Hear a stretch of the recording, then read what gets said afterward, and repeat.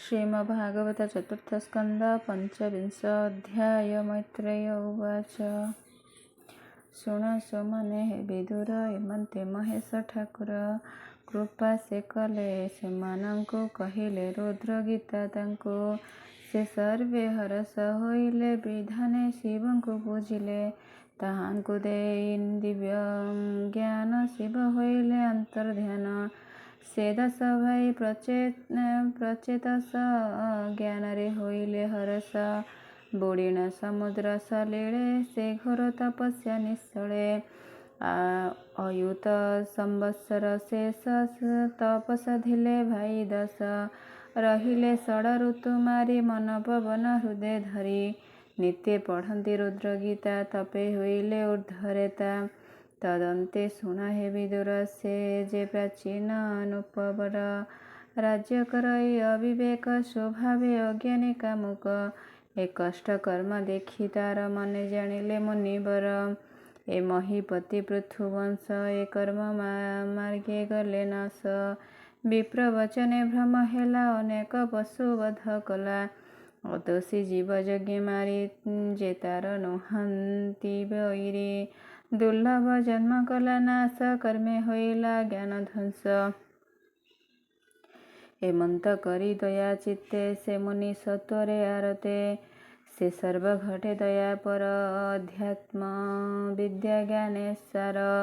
କରୁଣା କରି ସେ ରାଜାକୁ, ଦର୍ଶନ ଦେଲେ ଆସି ତାଙ୍କୁ। ମୁନିଙ୍କୁ ଦେଖି ସେ ରାଜନ, ତେଜିଣ ଉଠିଲେ ଆସନ।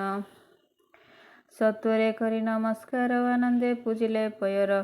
ଆସନେ ବସାଇଲେ ନେଇ, ପାଦ କମଳ ଦେଲେ ଧୋଇ। ତାହାର ଭକ୍ତି ଭାବେ ତୋଷ, ସେ ମୁନିବର ହେଲେ ବଶ। କହନ୍ତେ ତାରେ ଦୟା ବହି, ତୋ ନୃପ ତୋର ଜ୍ଞାନ ନାହିଁ। ତୁ କର୍ମ ମାର୍ଗେ ହେଲୁ ହୀନ, ବିଅର୍ଥେ ଗଲା ତୋର ଦିନ। ନିରତେ କର୍ମ ନିମଜ୍ଜିଲୁ, ତୁ ଆମ୍ଭ ହିତ ନ ଜାଣିଲୁ। ଯେ କର୍ମ ମୋକ୍ଷ ମାର୍ଗେ ହାନି, ତୁ ତାହା ଶ୍ରେୟ ପାଏ ମଣି। ଯେ ସଙ୍ଗ ଦୋଷେ ଜ୍ଞାନ କ୍ଷୟେ, ବୁଝି ତା ନ ପାରିଲୁ ରାୟେ। ତୁ ଅତି ସ୍ନେହେ ତହିଁ ବନ୍ଧା, ସେ ସଙ୍ଗ ଦୋଷେ ଧର୍ମ ବାଧା। ତା ଶୁଣି ଭୟେ ନୃପମଣି, ବଜ୍ର ବିଝାତ ପ୍ରାୟମଣି। ଉତ୍ସୁକେ କହଇ ନୃପତି, ଭୋମୁନି ମୁଁ ଯେ ମୂଢ଼ମତି। ବିଜୟ ଜଡ଼େ ବଧ ହୋଇ, ମୁଁ ତୁମ୍ଭ ଜ୍ଞାନ ନ ଜଣାଇ। ଯେବେ ଅଇଲ ମୋର ହିତେ, ମୋ ଭାଗ୍ୟ ବସେ ଦୟା ଚିତ୍ତେ। ଏ ଘୋର କର୍ମ ଜଡ଼ ମୋର, କହି ସୁଜ୍ଞାନେ ପରିହର। ତୁମ୍ଭେ ସଂସାରେ ପ୍ରାଣୀ ହିତେ, ଭ୍ରମଣ କରୁଥାଅ ନିତ୍ୟେ। ଅବ୍ୟକ୍ତ ଗତି ଯେ ତୁମ୍ଭର, ଦେବ ମାନବେ ଅଗୋଚର। ଏଣୁ ତୁମ୍ଭର ଦର୍ଶନ ନୁହଁଇ ବିଷୟ ବନ୍ଧେଣ। ଭୋମୁନି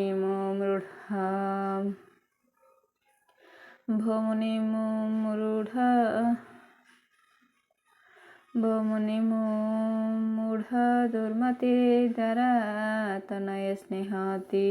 ଏଣୁ ନୋହିଲା ଜ୍ଞାନ ଶୋଧ, ରାଜ୍ୟ ବିଭୂତି ମଦେ ଅନ୍ଧ। ଇନ୍ଦ୍ରିୟ ସୁଖ ରସ ମୋହି, ନିର୍ବନ୍ଧେ ଛାଡ଼ି ନ ପାରଇ। ଯେବେ ସୁଦୟା ତୁମ୍ଭ ଚିତ୍ତେ, ଏ ସ୍ନେହ ଛାଡ଼େ ମୋ ଯେ ମନ୍ତେ। ଏମନ୍ତ ତାର ବାକ୍ୟ ଘେନି, ଅତି ଆନନ୍ଦେ ଦେବ ମୁନି।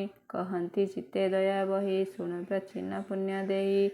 ତୁ କର୍ମ ଜ୍ଞାନେ ବିଶାରଦ, ଏଣୁ ହୋଇଲୁ କର୍ମେ ବଧ।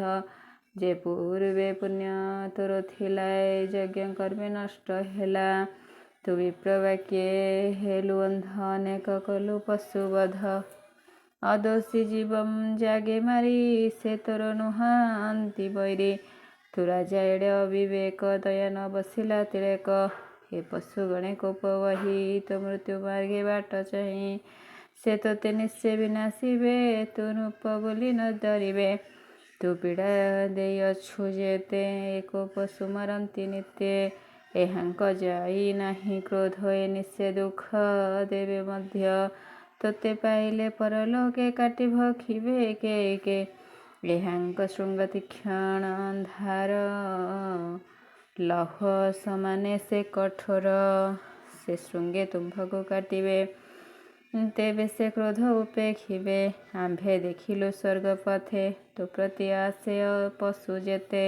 ଦର୍ଶନେ ଅଧର କାମୁଡ଼େ କୋପେଣ ଦିଅନ୍ତି ଘୋର ରଡ଼ି ଦର୍ଶନ ଭିଡ଼ି ବିକରାଳେ କ୍ଷୁର ଖୋଳନ୍ତି ରବି ତଳେ ସେ ତୋତେ ପାଇଲେ ରାଜନ କରିବେ ଅବଶ୍ୟ ଭୋଜନ ତାହାଙ୍କ ମୁଖରେ ରାଜନ ପଡ଼ିଲେ ନ ପାଇ ଜୀବନ ଆମ୍ଭେ ଦେଖିଣ ଭୟ ଚିତ୍ତେ ଶୀଘ୍ରେ ଅଇଲୁ ତୋର ହିତେ କହିଲୁ ସତ୍ୟ ନିରାଧାର ଏ ମିଥ୍ୟା ନୁହେଁ ନୃପବର ଯେବେ ସଂଶୟ ତୋର ଚିତ୍ତେ ପ୍ରତ୍ୟକ୍ଷ ଦେଖାଇବେ ତୋତେ ଯେବେ ସଂଶୟ ତୋର ଚିତ୍ତେ ପ୍ରତ୍ୟକ୍ଷ ଦେଖାଇବା ତୋତେ ହେମନ୍ତ କହି ମୁନିବର ଯୋଗ ନିଦ୍ରାରେ ତା ଶରୀର ହରିଲେ ପ୍ରାଣ ବୁଦ୍ଧିମାନ ତକ୍ଷଣେ ନୃପତି ଅଜ୍ଞାନ ସେ ଯୋଗ ନିଦ୍ରାରେ ସ୍ୱପନେ ପ୍ରବେଶ ଜମର ଭୁବନେ ଦେଖିଲା ତହିଁ ନୃପଗଣେ ଦୁଃଖିତ ଇତ୍ୟାଦି କାରଣେ ଯେ ଯାହା ଭାଗ୍ୟ କର୍ମ ଦ୍ୱାରେ ପୀଡ଼ନ୍ତି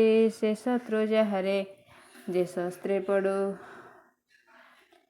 ଯେ ଶସ୍ତ୍ରେ ପଶୁକୁ ନ ଯେ ମାରି ସେ ରୂପେ ଶୃଙ୍ଗ ଛନ୍ତି ଧରି ଗଦା ମୁଦଗର ଅସିଧାର କୁନ୍ତ କୋଠାର ତୀକ୍ଷଣସର ଏ ଆଦି ଅସ୍ତ୍ର ଅପ୍ରମିତ ପ୍ରକୋପେ ପ୍ରହାରନ୍ତି ନିତ୍ୟ ଯେ ଯାହା ଶତ୍ରୁ କର୍ମ ଦ୍ୱାରେ ସୁମନ୍ତି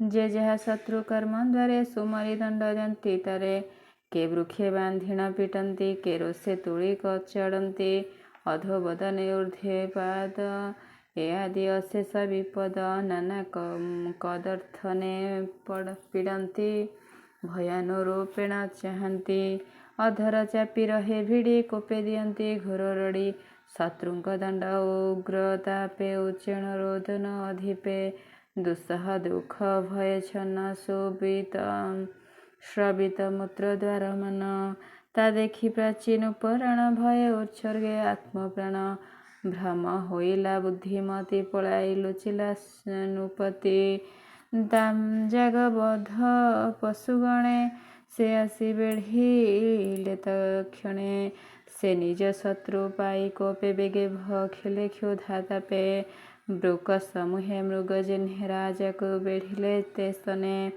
ଆବରି ସତେ ପୁରା କରି ଏକ ଆରେ ଏକ ବଳେ ଧରି ଦର୍ଶନେ ଧରି ଓଟାରନ୍ତି ଏକ ଆରେ ଏକ ନ ଛାଡ଼ନ୍ତି ଦୁଃସହ ଦୁଃଖ ସେ ରାଜନ ବ୍ୟାକୁଳେ କରଇ ରୋଦନ ନିର୍ଦ୍ଦୟେ ରୁଷ୍ଟ ପଶୁଗଣେ ମାଂସ ଭକ୍ଷନ୍ତି ଅନୁକ୍ଷଣେ ଭକ୍ଷନ୍ତି ଅସ୍ତି ଶେଷ ଯାଏ ଯାବତ କ୍ରୋଧ ଶାନ୍ତି ନୁହେଁ ତଦନ୍ତେ ଅନ୍ୟ ପଶୁଗଣେ ସେ ବେଢ଼ି ଭକ୍ଷନ୍ତି ତତ୍କ୍ଷଣେ ମାୟାରେ ପୁନରପି କାଏ ସଦୃଶେ ପୂର୍ବତନୁ ପ୍ରାୟେ ଅଜ୍ଞାନେ ନ ଜାଣେ ନୃପତି ଭୟ ପଳାଇ ଚାରିଗତି ଅଜ୍ଞାନେ ନ ଜାଣେ ନୃପତି ଭୟ ପଳାଇ ଚାରିଗତି ତେଣେ ଗୋଡ଼ାନ୍ତି ପଶୁଗଣେ କୋପେ ଭକ୍ଷନ୍ତି ଜଣେ ଜଣେ ହେମନ୍ତେ ଦଣ୍ଡ ଭୟ ଘୋରେ ରୋଦନ କରେ ଉଚ୍ଚ ସ୍ୱରେ ତାରେ ସପକ୍ଷ କେହି ନାହିଁ ଶତ୍ରୁ ସମୂହେ ପୀଡ଼େ ଦେହି ସଭୟ ପଢ଼ାଇ ରାଜନ ନିଶ୍ଚେ ମୁଁ ଛାଡ଼ିବି ଜୀବନ ଏମନ୍ତେ ଭାଳନ୍ତେ ଆକୁଳେ ମୁନି ଜାଣିଲେ ଯୋଗ ବଳେ ଏ ମିଥ୍ୟା ଭୟ ନୃପଚ୍ଛନ୍ନ ଅବଶ୍ୟ ଛାଡ଼ିବ ଜୀବନ ଉଚ୍ଛନ୍ନ ଭୟ ନୃପବର ହରିଲେ ଯୋଗ ନିଦ୍ରା ତାର ତକ୍ଷଣେ ଚେତନା ଲଭିଲା ବିହ୍ୱଳେ ସତ୍ୱରେ ଉଠିଲା ମୁନିକୁ କୋଳଗ୍ରତେ ଧରି ସେ ମିଥ୍ୟା ଭୟ ନୃପ ଡରି କମ୍ପିତ କାତରେ ରାଜନ ବିକଳେ ହୋଇ ଛନ ଛନ ଏ ଦୁଷ୍ଟ ଭୟେ ପଶୁ ଘୋର ନିଶ୍ଚେ ଛାଡ଼ିବେ ମୋ ଶରୀର ଏମନ୍ତ କହି ସେ ରାଜନ ତକ୍ଷଣେ କରହି ରୋଦନ ମତି ବିଭ୍ରମ ଦେଖି ତାର କହି ବୋଧିଲେ ମୁନିବର ଏ ମିଥ୍ୟା ଭୟେ ଦୁରାଜନ ବି ଅର୍ଥେ ହେଉ ମୋହଛନ୍ନ ଏବେ ପ୍ରତ୍ୟକ୍ଷ ଦେଖ ରାଏ ନୟନ ଫେଡ଼ ତୁ ନିର୍ଭୟେ ଏ ଯେବେ ଉଭୟ ପୀଡ଼ା ତୋତେ ଅଜ୍ଞାନେ ଦେଉଥିଲା ନେତେ ଅଦୃଶ୍ୟ ହେଲେ ଆମ୍ଭଡ଼ରେ ତୋ ଅନ୍ତେ ପୀଡ଼ିବେ ସେନରେ ଶୁଣି ସମ୍ଭ୍ରମେ ନୃପରାଣ ଏ କଷ୍ଟୁ ରଖ ମୋର ପ୍ରାଣ ଏ ଯେ ଏତେ ଦୁଷ୍ଟ ପଶୁ ଘର କି ରୂପେ ଥୁ ନିସ୍ତାର କହିବା ଏଥିର କାରଣ ତୁମ୍ଭେ ସର୍ବଜ୍ଞ ସର୍ବଜାଣ ତା ଶୁଣି ଦେବ ମହାରୁଷି ରାଜା ବିଭ୍ରମେ ମନ୍ଦେ ହସି ଶୁଣ ସୁମାନେ ନୃପବର କହିବା ଏ ତୋର ନିସ୍ତାର। ସୁତଠାରୁ ତୁ ଛାଡ଼ ଚିତ୍ତ କି ଦ୍ୱାରା କି ତନୟମିତ। ଅଷ୍ଟ ଐଶ୍ୱର୍ଯ୍ୟ ଭୋଗ ଯେତେ ରାଜବିଭୂତି ସହିତେ। ଯେ ଘୋର ଭୟ ପୀଡ଼ା ଯେତେ ମାୟା ସଂସାରେ ବିମୋହିତେ। ଏ ସର୍ବତେଜ ବିଷ୍ଣୁ ପାଦେ ଏକାନ୍ତେ ଭଜ ପ୍ରମାଦେ। ତୁ ତହୁଁ ହତ୍ୟା ଦୁଃଖ ଘୋର ବେଗେ ଛାଡ଼ିବ ନୃପବର। ଏ ବିନେ ତୋର ଅନ୍ୟ ଗତି ଅପରେ ନ ଦେଖେ ନୃପତି। ତା ଶୁଣି ସଭୟ ରାଜନ ଭମୁନି ମୂଢ଼ ଜ୍ଞାନ। ପୁତ୍ର ଶ୍ରଦ୍ଧାରେ ସ୍ନେହ ଅତି ଇନ୍ଦ୍ରିୟ ରସ ଭୋଗେ ମତି। ହେ ଆଦି ଗୃହ ବାସ ଯେତେ ମୁଁ ଛାଡ଼ି ପାରିବି କେମନ୍ତେ। ଉପାୟ ଥିଲେ ମୁନିବର ଜ୍ଞାନ ସ୍ନେହ ପରିହର। ତା ବାକ୍ୟ ହସି ମୁନି ତୋଷ କହିବା ତୋତେ ଇତିହାସ। ଶ୍ରବଣେ ହେବ ତୋର ଜ୍ଞାନ ଚରିତ ପୁରଞ୍ଜନାଖ୍ୟାନ। ଏ ଘୋର ଭୟ ସ୍ନେହ ତୋର ଶ୍ରବଣେ ବେଗେ ହେବ ଦୂର। ସେ ପୁରଞ୍ଜନ ଏକ ରାଜା ପୂର୍ବେ ସେ ଥିଲେ ମହାତେଜା। ବିଜ୍ଞାନ ନାମେ ସଖା ତାର ଜ୍ଞାନରେ ଶ୍ରେଷ୍ଠ ଥାଇ ଯାର। ସେ ନିଜ ସଖା ପରିହରି ଇନ୍ଦ୍ରିୟ ଭୋଗ ଇଚ୍ଛା କରି। ନିରତେ ଭାବେ ଅନୁଦିନେ ଇନ୍ଦ୍ରିୟ ବଶେ ହୋଇଛନେ। ସେ ରାଜା ପୃଥିବୀ ଭ୍ରମଇ ଉତ୍ତମ ସଂସ୍ଥାନ ଇଚ୍ଛଇ। ନ ପାଇ ନିଜ ରୂପେ ସ୍ଥିତି ବିଷାଦ ମନେ ସେ ନୃପତି। ଯାବତ ପୁରେ ମହିସ୍ଥଳେ ସେ ରାଜା ଦେଖିଲା ଶୟଳେ। ତା ନିଜ କାମ ପୂର୍ଣ୍ଣ ପାଇଁ ସେ ରାଜସନ୍ତ ଅନ୍ତେ ଭ୍ରମଇ। ଏମନ୍ତେ ଏକାନ୍ତେ ଭ୍ରମନ୍ତେ ଗଲା ସେ ହିମାଳୟ ଅନ୍ତେ। ସେ ଗିରି ଦେଖିଣ ଭାଗ୍ୟରେ ପ୍ରବେଶ ହୋଇଲା ସତ୍ୱରେ। ସୁଦିବ୍ୟ ପୁର ତହିଁ ଥିଲା ସେ ରାଜା ସନ୍ତ ସେ ଦେଖିଲା। ନାନା ଲକ୍ଷଣେ ବିରାଜଇ ସେ ନବଦ୍ୱାରେ ଶୋଭା ପାଇ। ନବରେ ପାଚେରୀ ଶୋଭନ ତା ଚାରିପାର୍ଶ୍ୱେ ଉପବନ। ଗୃହାଦି ଅଟ୍ଟାଳି ଶୋଭନ୍ତି ପରୀକ୍ଷା ଦ୍ରୋଣ ବିରାଜନ୍ତି। ହେମ ରଜତମୟ ଶୃଙ୍ଗ ବିଚିତ୍ର ବର୍ଣ୍ଣେ ନାନା ରଙ୍ଗ। ରତ୍ନ ସମୂହ ବିରାଜନ୍ତି ଶୁଭ୍ର ସୁନ୍ଦର ରୂପ କାନ୍ତି। ନୀଳାଦ୍ରି ସ୍ଫଟିକ ପୋହଳା ମୋତି ମୌକ୍ତିକ ଆଦି ମେଳା। ନିର୍ମିତ ହେମମୟ ସ୍ଥଳୀ କାନ୍ତି ସମୂହ ଅତି ଝଳି। ସେ ପୁର ଦେଖିଣ ନୃପତି କିଏ ଦ୍ୱିତୀୟ ଭୋଗବତୀ। ସଭା ଚତ୍ୱର ରାଜବାଟ ପଶା ଖେଳିବା ସ୍ଥାନ ହାଟ। ବିଶ୍ରାମ ସ୍ଥାନ ପ୍ରାଣୀଙ୍କର ଏ ଆଦି ଅଛି ସେ ମନ୍ଦିର। ସେ ପୁର ବାହ୍ୟ ଉପବନ ଶୋଭନ ନାନା ଦ୍ରୁମମାନ। ପୋଖରୀ ସରୋବର ତହିଁ ବିହଙ୍ଗ କୂଳ କୂଳେ ଯହିଁ। ହେମ ନିର୍ଝର ବିନ୍ଦୁ ଯୋଗେ କୁସୁମ କର ବାୟୁ ବେଗେ। ପ୍ରବଳ ଦଳ ବିଟପିରେ ସରସୀ ତଟ ସମ୍ପଦରେ। ନାନା ବର୍ଣ୍ଣରେ ମୃଗମାନେ ବିହରୁଛନ୍ତି ଉପବନେ। ଯହିଁ କୋକିଳ କିଳୁଛନ୍ତି କିଏ ସେ କାନ୍ତକୁ ଡାକନ୍ତି। ଏମନ୍ତେ ନାନା ପକ୍ଷୀ କୋଳେ କ୍ରୀଡ଼ନ୍ତେ କାମମତି ଭୋଳେ। ସେ ଦିବ୍ୟ ଭୁବନେ ରାଜନ କହିବା ଅପାର ବିଧାନ। କାମିନୀ ରତ୍ନ ସେହୁ ବନେ ଆସୁ ଯେ ଥିଲେ ସ୍ୱଚ୍ଛ ମନେ। ରମଣୀ ରତ୍ନ ସେହୁ ବାଳା ତାହାକୁ ନୃପତି ଦେଖିଲା। ସଙ୍ଗେ ତା ଦଶ ପରିବାରୀ ଘେନିଣ ଆସିଲା ସୁନ୍ଦରୀ। ଭୂତମାନଙ୍କେ ଏକେ ଏକେ ସଙ୍ଗତେ ସତର୍ଷ ନାମିକେ। ପଞ୍ଚମସ୍ତକେ ଅହି ସେ ନାରୀ ଦ୍ୱାରପାଳ ସେହି। ସେ କାମରୂପୀ ଦିବ୍ୟ ନାରୀ ବିବାହ ନୋହିଛି ତାହାରି। ଅପାଙ୍ଗ ଅଙ୍କିଶ ବିଶିଖ ଭୁରୁ କମାଣେ ସନ୍ଧି ଲାଖ। ରାଜାକୁ ସତ୍ୱରେ ବିନ୍ଧିଲା ତକ୍ଷଣେ ରାଜା ମୋହ ହେଲା। ସେ ବୀର ଲଜ୍ଜା ପାଇ ମନେ ନାରୀକୁ ପଚାରେ ଅଜ୍ଞାନେ। ଭୋ ସଖୀ ନାମ ଗୋତ୍ର ତୋର କହ କି ଅର୍ଥେ ବନ ଘୋର। ଭ୍ରମଣ କରୁଛୁ ସୁନ୍ଦରୀ ସୁର ମୁନୀନ୍ଦ୍ର ମନୋହରୀ। ଏ ଦିବ୍ୟମୟ ଉପବନେ କହ କି ଅଛି ତୁମ୍ଭ ମନେ। କି କାମ ମୁକ ନିବାରଣେ ବିହାର କରୁ କି କାରଣେ। ମୋ କାମ ଶତ୍ରୁ ବିଦାରଣେ ସଦନ ତେଜିଣ ବିପିନେ। ମୁନି ସେ ଜାଣିଲି ମୋ ଚିତ୍ତେ ସୁଗୁଣ ଘେନି ମୋହ ହିତେ। ଏ ପୁରେ କର ତୁ ବିବାହ ମୁଁ ଯେଣୁ ତୋର ପରିଚର। ଭୋ ସଖୀ ଏ ତ ସଖୀଗଣ କହ କାହାର କି ନାମ ଅଟନ୍ତି 10 ଜଣ ଯେବା ଏ ତୁମ୍ଭ କରନ୍ତି କି ସେବା ଏ ସର୍ପ କି ତୁମ୍ଭ ଆଗର ପଞ୍ଚ ମସ୍ତକ କିମ୍ପା ତାର ତୁମ୍ଭେ କି ଲଜ୍ଜା ରୂପ ଧରି ଧର୍ମପତିକୁ ଚାହିଁ କରି କିଏ ବା ତୁମ୍ଭେ ଗୋ ଭବାନୀ ସଙ୍ଗକୁ ଇଚ୍ଛା ଶୂଳ ପାଣି କିଏ ବା ତୁମ୍ଭେ ପଦ୍ମାଳୟା ଲୋଡୁଛ ପଦ୍ମ ପାଦ ଛାୟା ତୁ ଗୁଣ ବନି ବଇ କେତେ ତୁମ ସମ ନାହିଁ ଏ ଜଗତେ ଏବେ ନିଶ୍ଚୟ ମୋତେ ଘେନି ଏପୁରେ ବିହର କାମିନୀ ଅନଙ୍ଗ ବାଣ ପିଡ଼େ ମୋତେ ମୁଁ ଫେଡ଼ି କହିଲଇଁ ତୋତେ ତୁ ଅନୁରାଗ ମୋତେ କର ଏ କାମ ଅଗ୍ନି ତୁ ନିବାର ଅନେକ ବିନୟ ବଚନେ ସେ ନାରୀ ବସ ପୁରଞ୍ଜନେ ହେନୁ ତୋର ପ୍ରାୟ ସେହି ନାରୀ ସ୍ୱବଶ କଲା ଦେହି ସେ ନାରୀ ବୁଝିଲା ଏ ବୀର କାମେ ଯେ ହୋଇଛି ଅସ୍ଥିର କହିବି ଚିତ୍ତେ ସୁବଚନ ଶୁଣ ହେ ଦେବ ପୁରଞ୍ଜନ ଆମ୍ଭର କର୍ତ୍ତା କେହି ନାହିଁ ବିହରୁ ଏ ପୁରରେ ରହି ସ୍ୱ ନାମ ଗୋତ୍ର ତ ନ ଜାଣି ଏ ତନୁକେ ଅଛି ନିର୍ବାଣୀ ଏତେକ ଜାଣି ଆମ୍ଭେମାନେ ସକଳେ ଅଛୁ ଏ ଭୁବନେ ଅପରେ ନ ଜାଣୁ ନା କିଛି ଏପୁରେ ମୋତେ କେ ରଖିଛି ଦେଖ ଏ ଯେତେ ପରିଜନ ମୋର ଏ ନୁହନ୍ତି ଅଭିନ୍ନ ଏହାଙ୍କ ନାମ କର୍ମ ଗୁଣ ପୁଛିଲେ ଶୁଣନୁ ପରାଣ ମୁଁ ଯେବେ ନିଦ୍ରାଗତ ହୁଏ ସର୍ପ ପୁର ଜଗିଥାଏ ଏମାନେ ଆମ୍ଭ ପରିବାର ସକଳ କାର୍ଯ୍ୟରେ ଚତୁର ଏକରେ ମୋର ଅନୁମତେ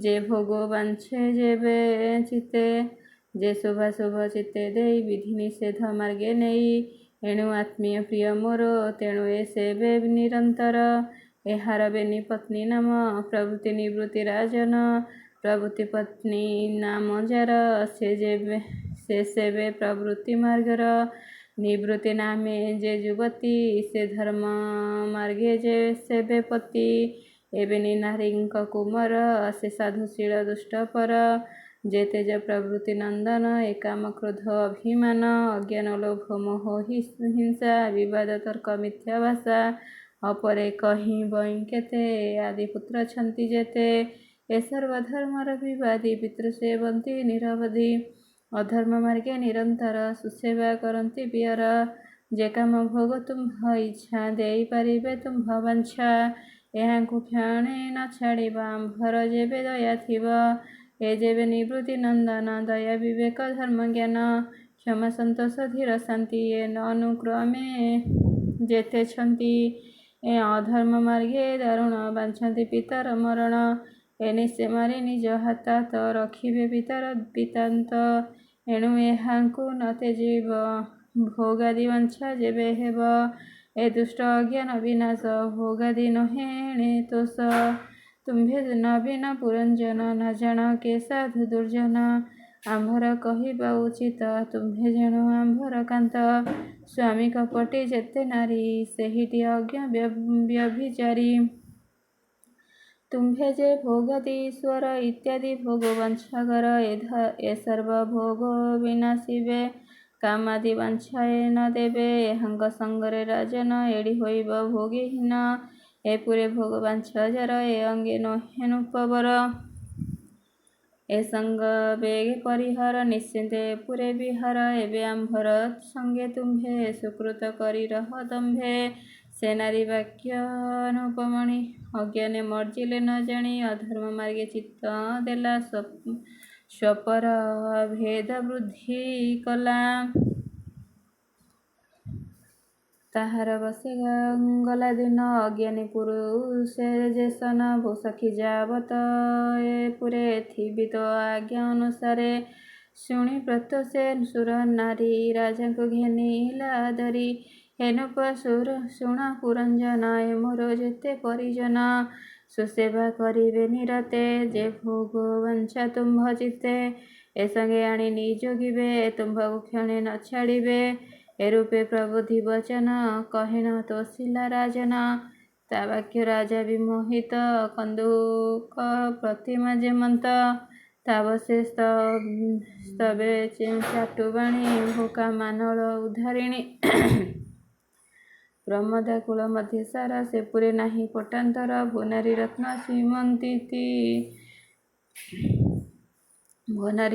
ଶ୍ରୀମନ୍ତିନୀ କେ ତୁମ୍ଭ ପିୟର ଜନନୀ କହ ତାଙ୍କ ଗୁଣ ନାମ ଶ୍ରବଣେ ମୋର ନିସ୍ତାରଣ ତା ବାକ୍ୟ ଶ୍ରବଣେ ପତସି ସେ ନାରୀ କହେ ମନ୍ଦେ ହସି ଶୁଣ ହେ ଦେବ ପୁରଞ୍ଜନ କହିବା ଯେ ପୂର୍ବ ବିଧାନ ଆମ୍ଭର କେବା ତାତ ମାତ ନ ଜାଣି ଜନ୍ମାଦି ଉଦନ୍ତ ଏ ତୁମ୍ଭ ଆଦି ଦେହଧାରୀ ସଚରାଚର ଆଦି କରି ଈଶ୍ୱର ସ୍ୱଇଚ୍ଛା ବିହରେ ପ୍ରକୃତି ଭେଦେ ସୃଷ୍ଟି କରେ ଏ ଘେନି କେ ଜାଣେ ତଦନ୍ତତ ଏ ମାୟା ଜଡ଼େ ଯେ ଜଡ଼ିତ ସ୍ୱନାମ ଗୋତ୍ରେ କିବା ଫଳ ମୋ ଭାଗ୍ୟେ ତୁମ୍ଭେ ନ ଯେ ମିଳ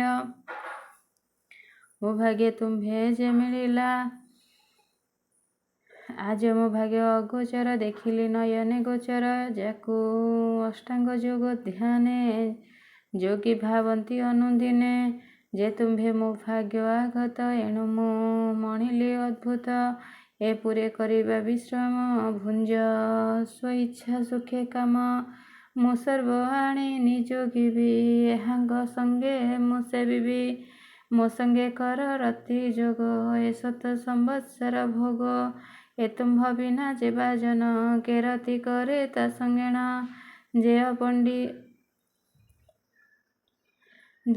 ସେ ଅପଣ୍ଡିତ ହୀନ ଦେହି ତାର ତିରଙ୍ଗେ ଜ୍ଞାନ ନାହିଁ ଯାହାର ଲୋକ ଚିନ୍ତା ନ ଜାଣେ କାଳର କରତା କେବଳ ପଶୁ ତୁଲ୍ୟ ସେହି ତା ସଙ୍ଗେ କେବା ବିଳ ସହି ଏ ପୁରେ ଅଛି ସର୍ବସିଦ୍ଧି ଧର୍ମାର୍ଥ କାମ ମୁଖ୍ୟ ଆଦି ପୁତ୍ର ଆନନ୍ଦ ସୁଖ ଯଶ ଏ ପୁରେ ସର୍ବ ପ୍ରକାଶ ଯେ ଲୋକ ନିର୍ମଳ ବିଶୋକ ଯାକୁ ଭାବନ୍ତି ଜ୍ଞାନୀ ଲୋକ ଯେ ଲୋକ ଏଥି ସାଥି ପାଇ ଏଣୁ ଏ ପୁର ସୁରମୟୀ ଯେ ଲୋକ ଏଥି ସାଥି ପାଇ ଏଣୁ ଏ ପୁର ସୁଖମୟୀ ପିତୃଦେବତା ମହାଋଷି ସୁଖ ଲଭନ୍ତି ଯହିଁ ଆସି ଏ ଭାବେ ଗୃହସ୍ଥ ଆଶ୍ରମ ରଖଇ ସର୍ବଲୋକ ଧର୍ମ ଏଣୁ ଏ ପୁରେ କର୍ମେ ଥାଇ ଯେ ଭୋଗ ବାଞ୍ଛା ନ ଇଛଇ କେ ହବା ସେ ଅଜ୍ଞାନବତୀ ତୁମ୍ଭର ପ୍ରାୟ ପାଇ ପତି ବିହାର ନ କରେ ତା ତୁଲେ ସ୍ୱସ୍ୱାମୀ ଆସି ଯେବେ ମିଳେ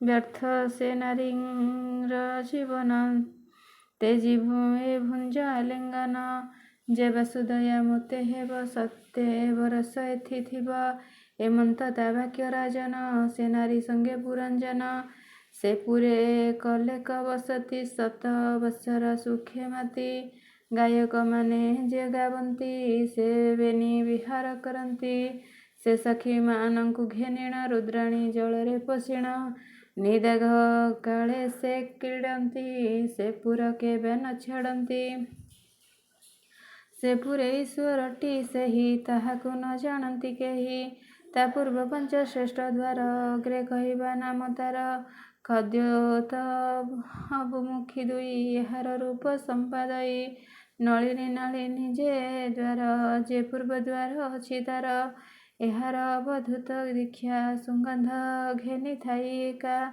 ସୁଖ ନାମରେ ଦ୍ୱାର ଏକ ଉଭୟ କର୍ମରେ ଅଧିକ ବିବିଧ ଉଦନ ବସନ ସେ ଦ୍ୱାରେ ଘେନେ ପୁରଞ୍ଜନ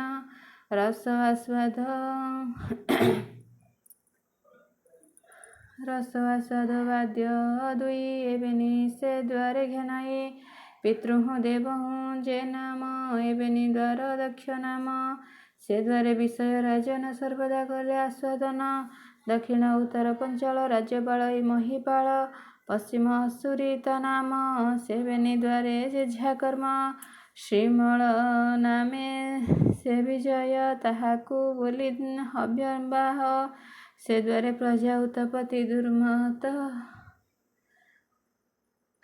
ଦ୍ୱାରେ ପ୍ରଜା ଉତ୍ତପତି ଦୁର୍ମଦ ସହିତେ ନୃପତି ନୈଋତ ନାମଟି ଯାହାର ମଳ ଉତ୍ସର୍ଗେ ସେହି ଦ୍ୱାର ବୈଶସ ବିଷୟକୁ ଯାଇ ଲୁବ୍ଧକ ମନ୍ତ୍ରୀ ସଙ୍ଗେ ଥାଇ ଏ ପୁରେ ଯେତେକ ଅଛନ୍ତି ଏ କେହି ଅନ୍ଧ ସେ ନୁହନ୍ତି ନିର୍ବାକ ପେଶୀ ଶୀତ ଦୁଇ ଏବେନି ଅନ୍ଧ ରୂପେ ତହିଁ ଏ ଦ୍ୱାର ଅର୍ଥେ ପୁରଞ୍ଜନ କରଇ ଆନନ୍ଦ ପ୍ରଦାନ ଯେ ଘୋର ଅନ୍ଧ ତା ପୟର ତହିଁ ଗମଇ ନୃପବର ଏ ରୂପେ ରାଜା ପୁରଞ୍ଜନ ସେ ପୁରେ ଥାଇ ଅନୁକ୍ଷଣ ଏ କର୍ମା କର୍ମେ ଦେଇ ଚିତ୍ତ ଏଣୁ ହୋଇଲା ଜ୍ଞାନ ହତ ତା ପତ୍ନୀ ଜଣେ ପ୍ରବର୍ତ୍ତାଇ ସେ ମାର୍ଗେ ରାଜନ ଗମଇ ଏମନ୍ତ ସେ ରାଜାକୁ ରାଣୀ ରଖିଲା ସ୍ୱବଶରେ ଆଣି ତା ବିନା ଅଜ୍ଞାରେ ରାଜନ ନକରେ ଅନ୍ୟ ଚେଷ୍ଟା ମାନ ଯେ ପ୍ରାଣୀ ନାରୀ ବଶ ହୁଅନ୍ତି ସେ ସର୍ବ ପୁଣ୍ୟ ବିନାଶନ୍ତି ଇହଲୋକରେ ଅପଯଶ ଦେହାନ୍ତେ ନରକେ ପ୍ରବେଶ ହେମନ୍ତ ନାନା ଧର୍ମ ବାଟେ ସେ ମୁନି ବୁଝାଇ ଉଚାଟେ ପ୍ରାଚୀନ ବରହି ନାରଦ ସେ ପୁରଞ୍ଜନର ସମ୍ବାଦ ଏହା ଯେ ଶ୍ରବଣେ ଶୁଣନ୍ତି ସର୍ବ ପାପରୁ ମୁକ୍ତ ହୁଅନ୍ତି କହି ଦାସ ଜଗନ୍ନାଥ ଭାଷା ପ୍ରବନ୍ଧେ ଭାଗବତ ଇତି ଶ୍ରୀମଦ୍ଭାଗବତେ ମହାପୁରାଣେ ପାରମହଂସ୍ୟ ସହିତାୟଂ ବୟାସିକଂ ଚତୁର୍ଥ ସ୍କନ୍ଧେ ପୁରଞ୍ଜନ ଉପାଖ୍ୟାନେ ନାମ ପଞ୍ଚବିଂଶ ଅଧ୍ୟାୟः।